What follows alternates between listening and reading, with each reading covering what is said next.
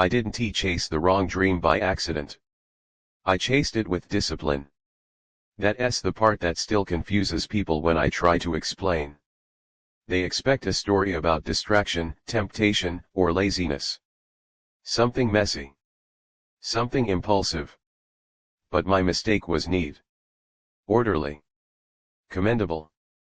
I was loyal. From early on, I learned what my dream was supposed to look like. It arrived fully formed, already approved by the people whose opinions mattered. It sounded impressive when spoken out loud. It made adults nod. It made teachers smile. It made relatives repeat my name with a certain pride. I mistook that reaction for alignment. The dream didn't feel forced. It felt inherited. Like a tradition you accept without questioning because everyone before you did. I told myself I wanted it because I worked hard for it. I worked hard for it because I wanted it. The loop was perfect. I didn't notice the absence at the center. As the years passed, the dream grew heavier. Not in a way that scared me, in a way that demanded consistency. Sacrifice. Focus. It required me to say no to other possibilities without ever naming them. It rewarded me with progress that looked like proof. Each milestone felt like confirmation. Each achievement tightened the bond. I told myself that doubt was a weakness and loyalty was strength. I became very good at loyalty. When fatigue appeared, I reframed it as commitment. When boredom surfaced, I called it discipline. When curiosity about other paths emerged, I labeled it distraction. I learned the language that kept me moving forward without asking questions. That language sounded like virtue. People praised my perseverance. They admired how long I stayed with the same goal. How I didn't drift. How I didn't quit when things became repetitive or unrewarding. Their admiration felt earned and binding. I didn't realize admiration can be a leash. There were moments, small and fleeting, when another voice tried to speak. A pull towards something less impressive but more alive. An interest I never fully explored because it didn't fit the narrative.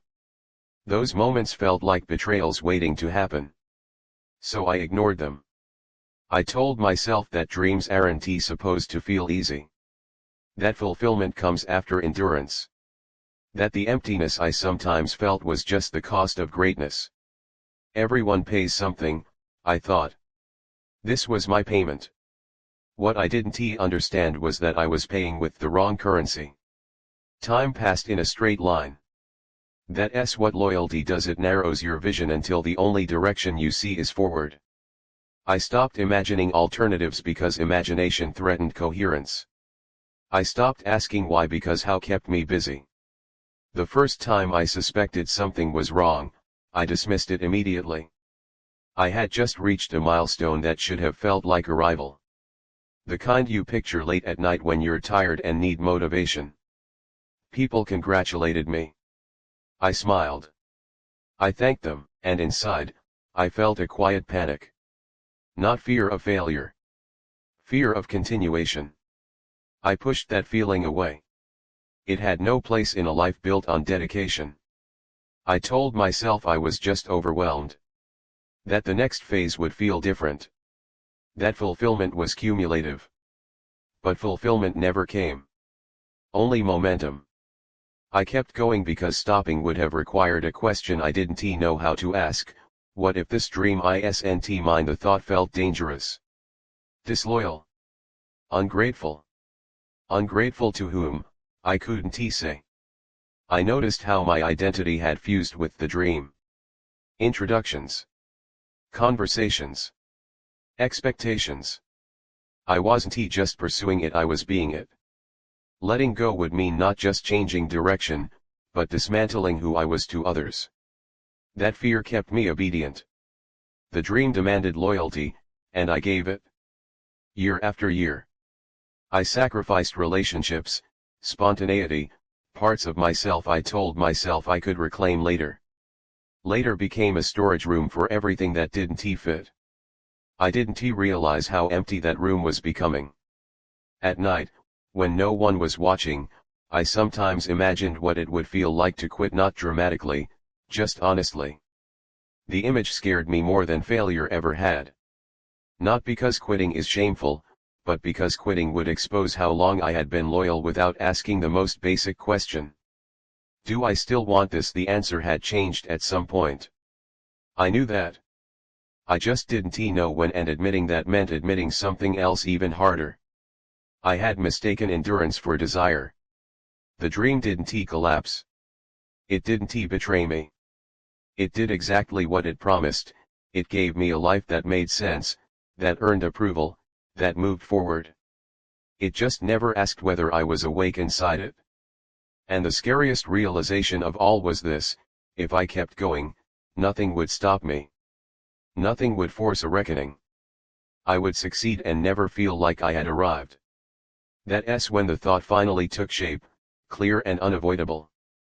What if loyalty to the wrong dream is more dangerous than failure? I didn't have the courage to answer that yet. But the question had entered my life. And once it does, nothing stays quiet for long. Once the question existed, it began dismantling everything quietly. It didn't attack my life head on.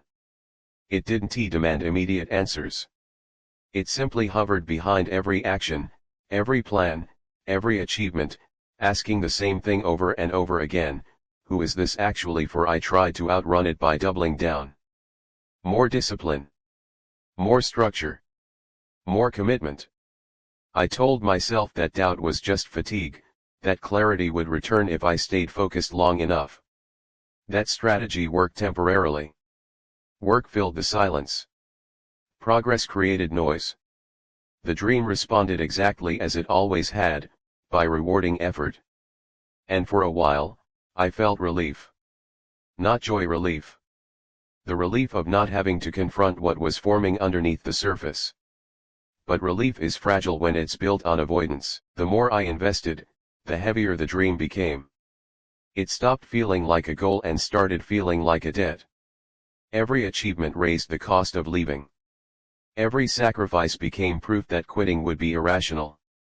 I began telling myself a new story: I've already gone too far. That story was persuasive. It had numbers, timelines, visible results. It made sense in a way that silenced emotion. And emotion, by then, felt unreliable anyway. I noticed how my language changed. I stopped saying I want and started saying I have to. I stopped imagining futures and started managing outcomes. The dream no longer pulled me forward, it pinned me in place. People admired that version of me even more. They called me driven, focused, impressive. I accepted the praise with practiced humility, even as it tightened the walls around me. Their admiration confirmed the worst thing possible: from the outside, I was winning. Inside, something was breaking. The breakdown didn't come from failure. It came from success. From realizing that even if I reached the highest version of this dream, it would still feel foreign. That I would stand there, accomplished and empty, wondering when I had agreed to live someone else's life so well. I tried to talk myself out of it. I reminded myself how many people would kill for this opportunity. How many sacrifices had already been made. How much disappointment my departure would cause. That last part mattered more than I wanted to admit. Leaving wouldn't just mean changing direction. It would mean shattering an image. It would mean disappointing people who had invested their hopes in my consistency.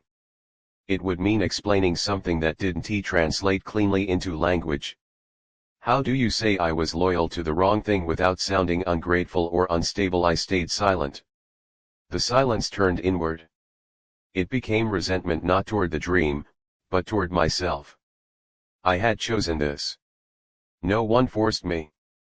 That made the regret sharper and harder to place. I began to feel trapped by my own discipline. The very traits that once felt like virtues: endurance, reliability, focus, now felt like mechanisms of confinement. I had trained myself to persist long past the point of honesty. At night, exhaustion felt different. Not the tiredness of effort, but the fatigue of living against an internal resistance I refused to acknowledge. I would lie awake replaying the same thought, if I don't stop now, when will I? There was no good answer. The dream didn't have a natural endpoint. There was always another level, another phase, another reason to continue. I realized with a chill that I could spend my entire life becoming better at something I didn't truly want and no one would stop me. Not even myself. The realization that hurt the most was this: I wasn't afraid of failing the dream. I was afraid of betraying the version of myself everyone else believed in. That identity had become a shelter. Leaving it would expose me. I would be forced to exist without the script that had guided me for so long. I didn't know who I was outside of it. That fear grew into something physical. Tight chest. Shallow breath. Sudden waves of panic when I imagined alternatives. My body reacted before my mind could explain. I started to fantasize about external disruptions. An injury. A rejection. Something that would make the decision for me. Something I could blame. That thought disgusted me and scared me. Because it meant I was waiting to be saved from my own life. The breaking point came during a moment of supposed celebration. Another milestone. Another confirmation. Applause. Recognition. The whole structure reinforcing itself. I stood there, smiling automatically, and felt an overwhelming urge to leave the room. Not because I didn't belong, but because I belonged too well to something that no longer belonged to me. That was the moment the truth finally pierced through every justification. This dream wasn't wrong. It just wasn't mine anymore. And loyalty, I realized, is only noble when it's aligned with truth. When it isn't, it becomes self-betrayal disguised as commitment.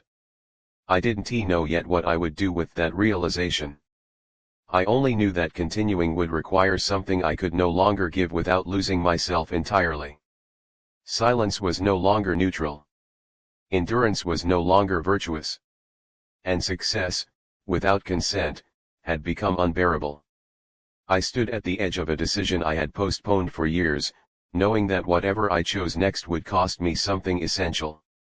Either the dream would finally have to loosen its grip or I would disappear completely inside it. Leaving the wrong dream didn't feel like freedom. It felt like treason.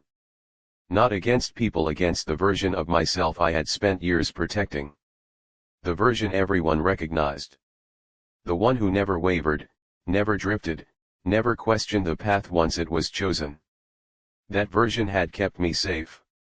And it had kept me silent. The moment I finally stepped back wasn't heroic. There was no speech, no dramatic exit, no clean break. I simply stopped adding more weight to something that was already crushing me. I stopped promising the future my loyalty without checking whether I was still present inside it. The fear arrived immediately. What will you be without this? Who are you if you let it go? What if this is a mistake you can't undo? I didn't answer those questions.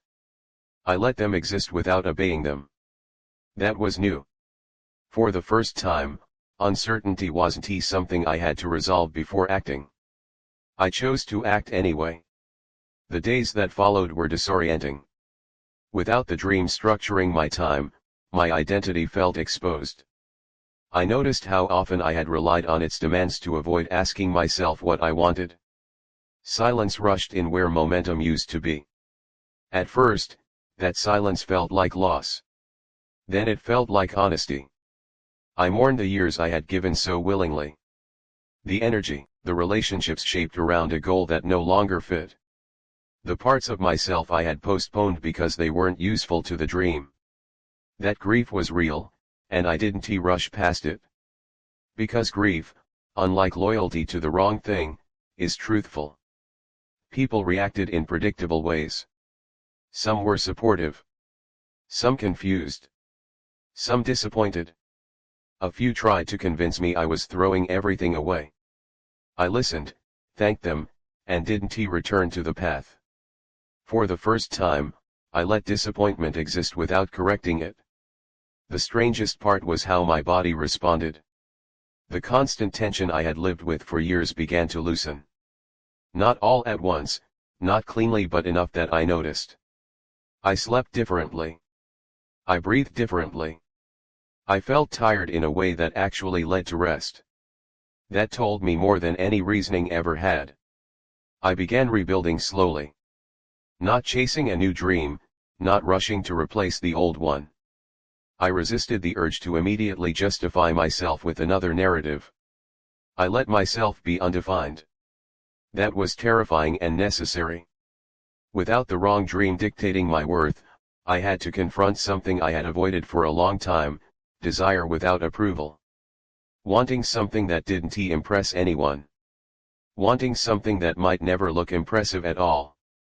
I learned to sit with that. Some days, I missed the certainty. The clear ladder. The applause that told me I was doing life correctly. But certainty, I realized, had never asked whether I was alive inside it. The life I'm building now is quieter. Less linear. Harder to explain. And for the first time, explanation isn't the point. I no longer measure my days by progress toward a predefined outcome. I measure them by presence. By whether I feel myself participating rather than performing. By whether the effort I give feels like investment instead of sacrifice. If I've learned anything, it's this: loyalty is dangerous when it replaces honesty. Discipline is destructive when it outlives desire. And dreams, when inherited without consent, can hollow you out while making you look successful. I don't regret being loyal. I regret being loyal for too long after the truth had changed. Walking away didn't erase the past. I still carry the skills, the resilience, the depth that commitment gave me. But now they serve something real, not a script I mistook for destiny.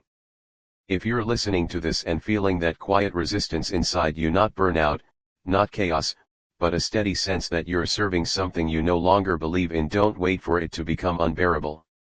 The most dangerous dreams aren't the ones that fail. They're the ones you can succeed at without ever feeling like you arrived.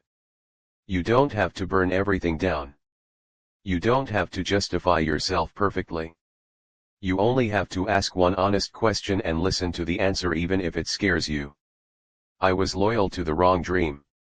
Leaving it cost me certainty, approval, and a future I could already predict. What it gave me back was something I didn't realize I had lost. Myself. And that finally feels like waking up.